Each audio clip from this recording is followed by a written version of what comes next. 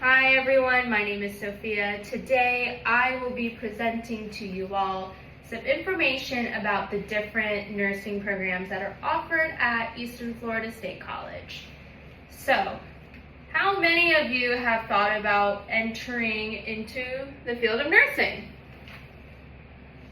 Very good. Alright, so I will begin first talking about the LPN program, which also stands for the Licensed Practical Nurse. And actually, the Licensed Practical Nurse program is not any sort of bachelor or associate's program. It is actually a certification.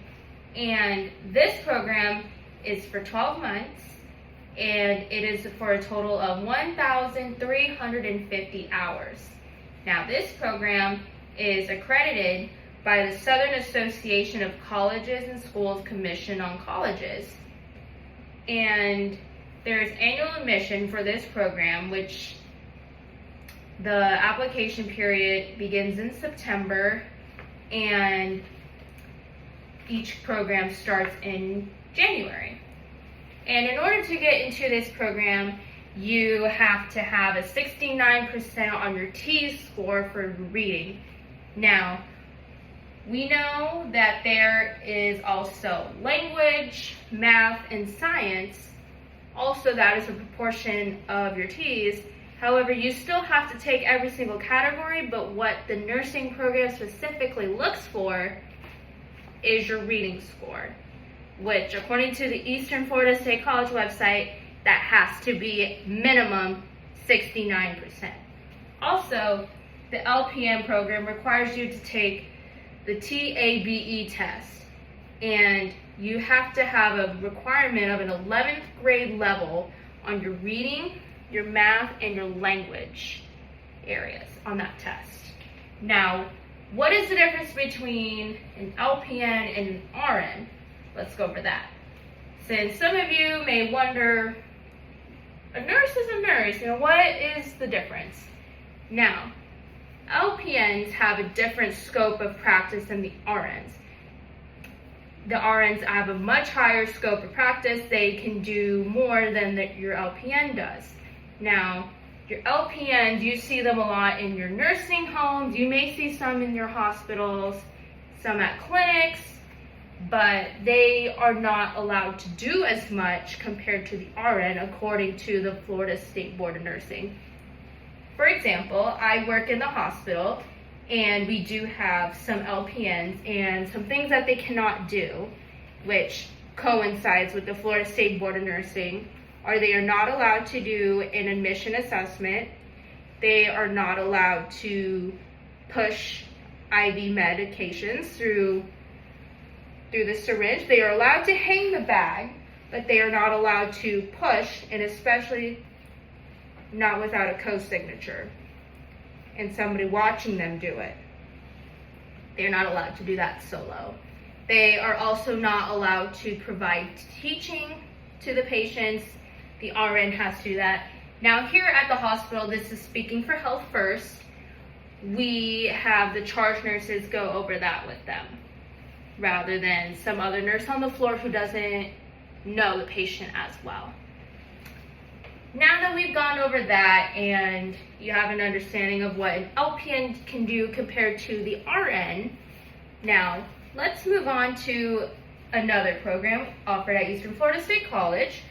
Now, some of you in the audience may already have your respiratory therapist license, you may have your LPN, or you may even have like your paramedic EMT license, and you're wanting to go off to a higher level of education. So the next step for some is your RN. And Eastern Florida State College offers a transition program for that. It is a 13-month program that begins in both the spring and the fall, so there is flexibility as to when you might want to start. And for admission, you have to have at least 1 to 2 years of experience in the field, and you have to have that documented by your supervisor in order to apply for this program. And the ACEN certifies that this program is accredited, And some admission requirements to this program are your 3.0 science GPA. It's actually the same as your traditional program with a 2.0 overall GPA in your general education courses. And this program is beneficial to some, not just because of a higher education, but you will get more pay. RNs do pay more than your LPNs, your paramedics, your respiratory therapists. So it is more sufficient to support your family. There are more leadership benefits to this, especially once you pursue even higher from your regular RN and go to your bachelor's or your doctorate, master's, whatever your heart may desire. And just overall growth.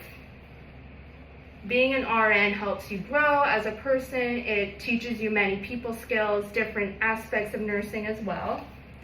So that is why some people choose to do a transition program. Everybody has their own reasons. Now let's move on to the tradition program. It is a 13-month program. It is for an associate's degree in nursing. It also has a fall and spring term start date. So it also allows some flexibility. Same as some of your requirements for your LPN and your transition program. You have to have your 69% on your T's, your reading score, have to have that 3.0 science GPA, have to have that 2.0 overall general education GPA. It is a tough curriculum. I am in it myself. I am in my 3rd out of 5th semester. It requires a lot of hours. Each of these programs too require clinical hours, so not only managing that schedule, but managing your work, life, school balance is very crucial to these programs. And even then, after your RN, you can go on higher education, your BSN, which is your Bachelor's of Science in Nursing. You can do your nurse practitioner, certified registered nurse anesthetist, nurse educator. There are so many different programs that you can go into after that are offered through state universities like University of Central Florida, University of Miami, Florida Atlantic, so many different ones. Now, in Eastern Florida, the RN program is a great stepping stone as to what you may want to do in the higher future with your higher education. Teaches you many people skills, teaches you the foundations of nursing, and I hope you all choose to do a nursing program at the Eastern Florida State College. If you have any questions or concerns about any of the programs and want the specific details, you can always shoot me an email through Canvas or my regular General Titans email. I hope you all have a great day. Thank you.